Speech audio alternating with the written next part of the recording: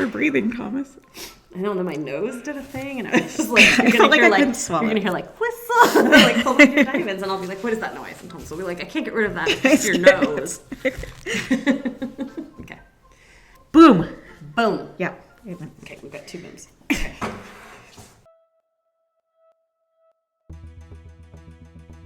Hi, this is Caitlin. And this is Sharon.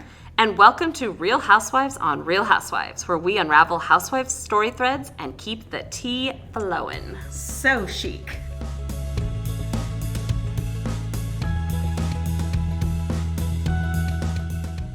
Hold on to your diamonds. This is episode 4, where we're digging into Dorit from Real Housewives of Beverly Hills, season 12.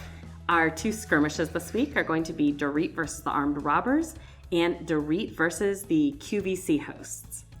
But before we get into that, we have another little, what do you call it? Apology? Yeah, fix? Addendum maybe? Addendum, yeah. So apparently when we were talking about Erica Jane and her earrings last week, they actually did sell, and they sold for $250K, which is low. That is low. Because remember, they were supposedly the $750,000 earrings. But yeah, we were talking about their valuation and stuff. So they're sold. Yeah, they sold in December, so we weren't too far off. We just kind of missed that note there. Okay. But today we're digging into Dorit, and we've really been waiting for this episode all season. And we were joking, we're a little tired from our kids and our families, and we're like, don't let our low energy fool you. We're actually super, super excited about this. We are. So we're going to get this energy up, I think, when we talk about Dorit. Yeah. So what do you think of Dorit? I love Dorit. She is a fashion icon.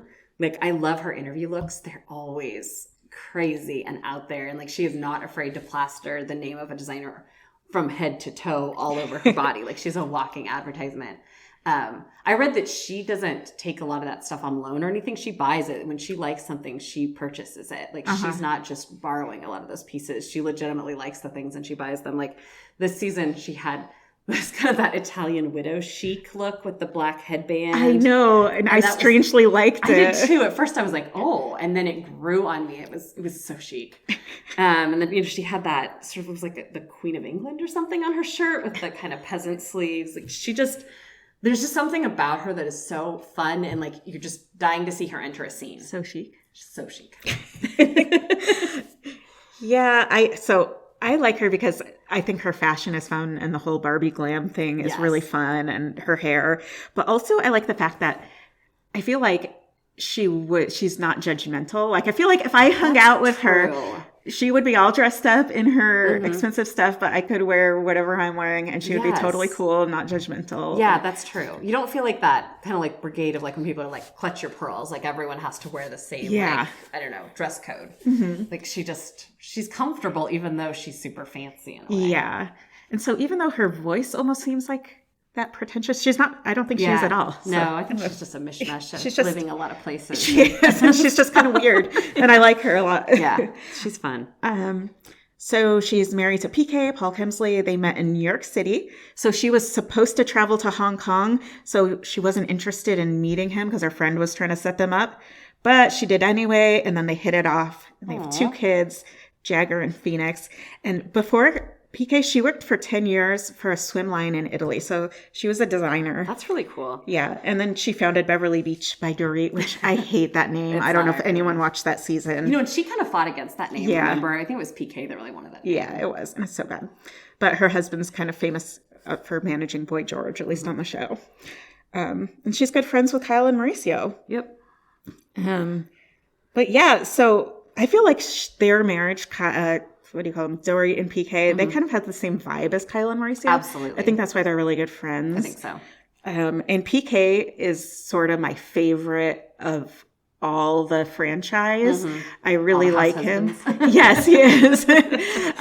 He's just, there's something really sweet about him, but goofy. And I just feel like there's times I've seen him laugh so honestly that I feel like I just laugh along with him. Yeah. And I think it's another one of those things where it's really nice to see relationships that you feel like there's nobody putting on any airs or any pretend. Like, they legitimately like each other. They legitimately get mad at each other. They have a real relationship, but in the end, they're friends as well as being like husband and wife. And I think that's what's so fun. And then that bromance with PK and Mo. I love that.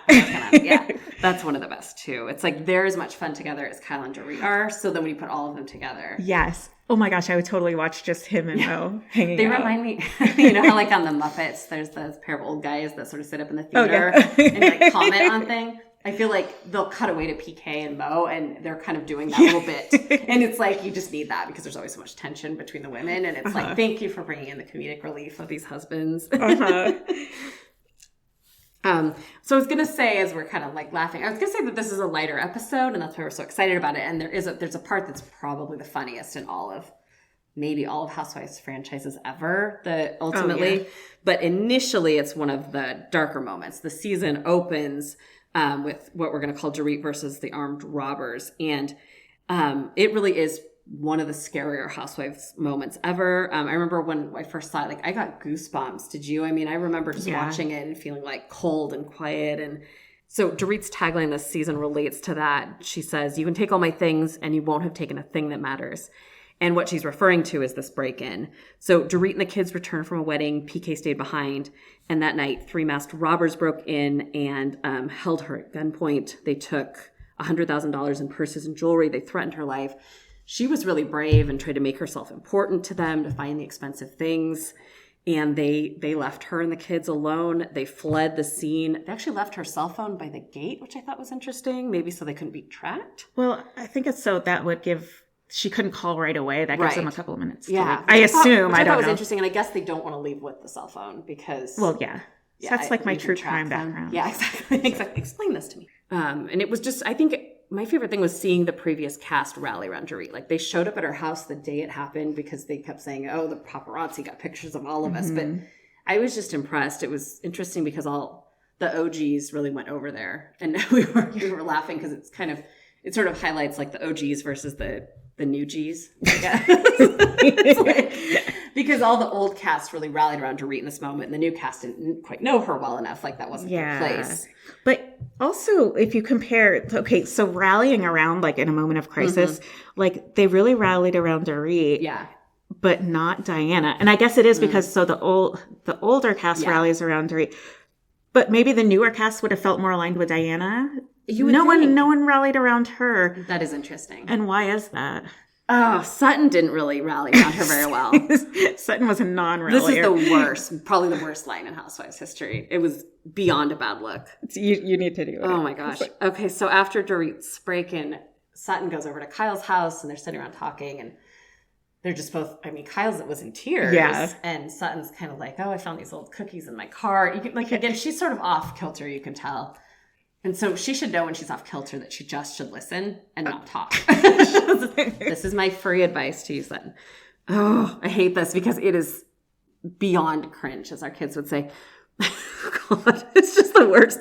So after Dorit's break, Sutton says to Kyle's like, oh, did you hear about the break-in at Dorit's? We were all over there. I can't even believe it makes me feel so unsafe.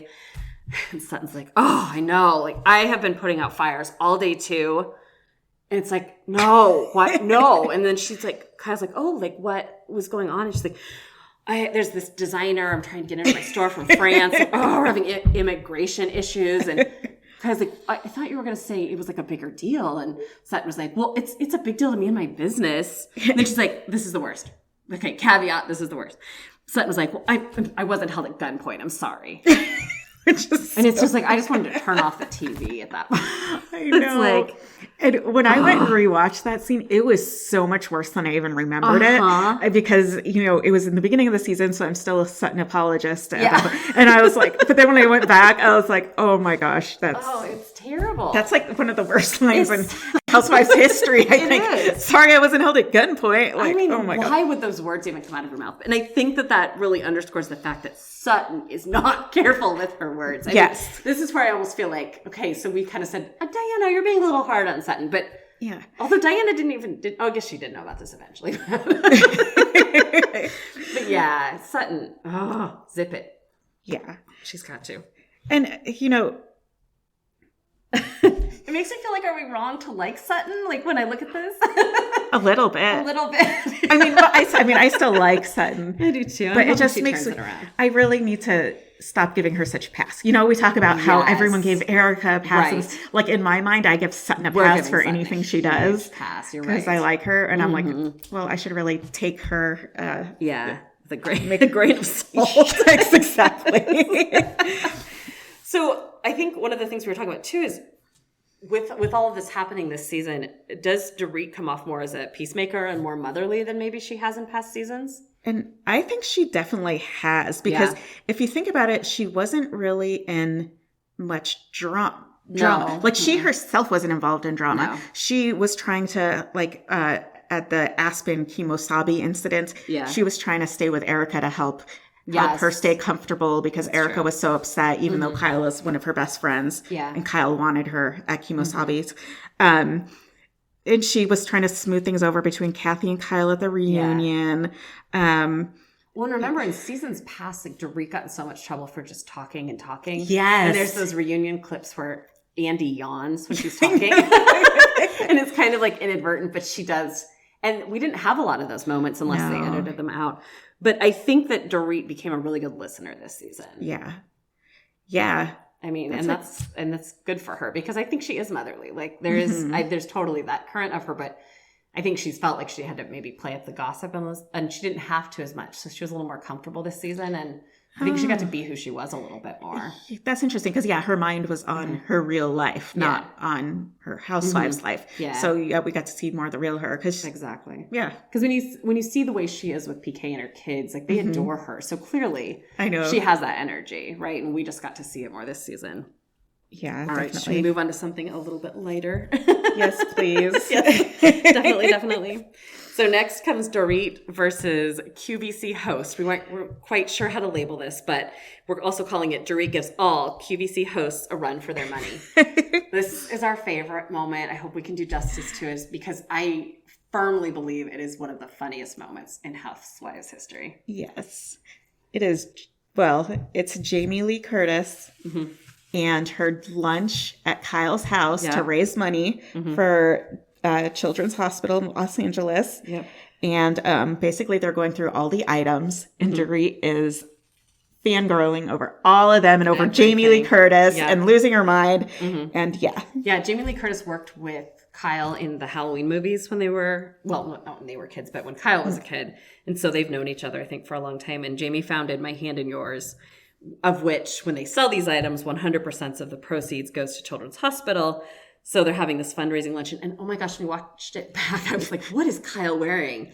Do you remember? She had this sweater with like a bear on it. Yeah. And okay, so I don't think it was ironic. Caitlin kept freaking out about the sweater with a bear. But the funny thing is, when I was pregnant with triplets, I think my mom just bought me anything that might fit me, possibly, because nothing would. I swear I have a sweater with that exact bear on it. You got to wear it next week when we're recording. That's what you're wearing. So Jamie shows all the items at her place. Oh, and you know what's interesting is she's actually a baroness. Ooh. So she's wait, is that like a countess? Oh, I don't know. I think a baroness is above a countess. Do you think? I don't know. She could technically be called the lady, like the Lady Hayden Guest, because her husband's Christopher Guest. And he's the one that has the title. But I guess they don't use their title in the United States. But it made me feel like Jamie's even fancier than Real Housewives. Like I loved that for her. You know what else is funny? I didn't even tell you this. Right before we came here, I was like, I need a little something to eat. And I went to go get yogurt from the fridge, and I pulled out, we've been buying them for the kids because they're smaller, those Activias. And I remembered, do you remember Jamie Lee Curtis sold those Activias for so many years? And I remember reading somewhere that she did it because she didn't want to be gone on movie sets for so long. Like she was trying to balance, like, we know, her gut. That mother, she's trying to balance her gut, which helps you balance your home, work life, you know. It's so many things. The gut is responsible. Gut health is so important. But I ate one of those, and as I was eating, I was like, this is kismet. Like, we're talking about Jamie Lee Curtis today. I'm eating her yogurt. The spirit of Jamie is if they don't, they should have served that yogurt at the luncheon. That was a missed opportunity. But, you know, we've been saying so chic all season, but that is what you're going to hear from Dorit. That is just her thing. She's like, she fangirls. She's over the top, and it is beyond hilarious. So basically, Jamie Lee holds up an item at a time to show them so they can purchase it. And so we're going to go through the items, and I'm just going to say the item, and then Caitlin is going to play Dorit, and she is going to say these are the exact words of Dorit, the exact words. Yes, I'm going to give you Dorit's opinion. Yes, so I'm just about these fairly normal items. I think they're pretty standard, what do you call it? Raising money items. Yeah. Okay, so here we go. Tumblers. Wait, it keeps things hot and cold? Amazing. I just never seen a tumbler. License plate holder. Whoa. Okay, now the next one. Oh, I hear it coming. And this is the moment right here. Wind chime.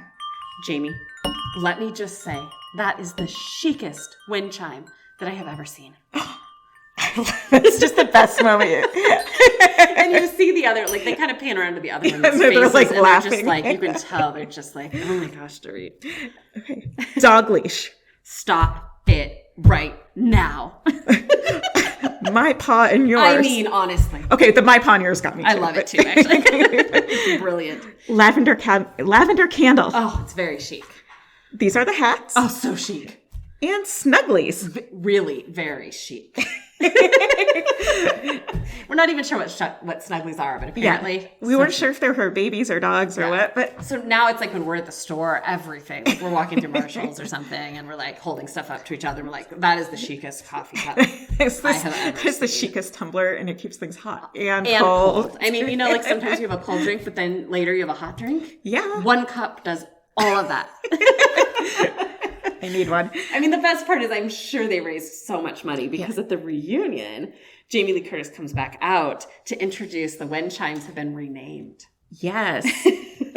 The Dorit wind chime. Yes. And actually, so what I just played for you here, I didn't actually say it, but this is the Dorit wind chime. Yeah, we didn't just grab this isn't some random wind chime. This is a chic wind chime, man. I got it on the website, so you should all buy one too. Mm-hmm. And it has the My Heart and Yours logo. Yes, it does. Stop it right now. And actually, it really has pretty, I don't know what the word is, tones to whatever. Yeah, no, it is. You know, some of them are a little bit grating, and this one is. This one's good. Very chic. My neighbors are going to love it. I also love when Jamie comes out of the reunion, she has a Switzerland pin on. Oh, I know. And it's like, oh, you are the best. Just like, she's like, I'm not taking a side on this. So I guess who won? Who did it better? Dorit? Or the QVC hosts? Dorit. Obviously. She could be any QVC host, including Rinna. Yes. I mean... Rinna and her cardigan. Right. I mean, Dorit, would you rather have a cardigan? I mean, I don't own a cardigan, but I own this wind chime. The cardigan doesn't keep your drinks hot and cold. Yeah. There's no dog leash. I mean, I'm sorry, but Lisa Rinna needs to branch out after seeing this. I mean, she does good, and she sells, but it is no Dorit as host for... Children's Hospital Los Angeles. Dorit for the win. So I guess our thing is like, please don't demote her next season. Yes. Like I'm scared. I've read some things where people are like, she might get demoted. A friend of a housewife. I do not want her demoted. She's important. I know. She means a lot to me. I don't want her to get demoted. What happens once you get demoted? Are you then? I think you can be. Can you be remoted? Re-promoted? Like, can you ever come back from that? I think so. I'm trying to go think if there's an example of someone who has. The Housewives history. I don't know. In Atlanta, Cherie has come there and gone, and I think she shows up as a friend, and then in later seasons, she does come back as a housewife. Maybe I think it's possible. So maybe if she does get friend zone, she can. She might. Okay, well, I don't think there's any better way to end than to chime us out. What do you think? I think so. I think so. Get ready, people, because it's so chic. So chic.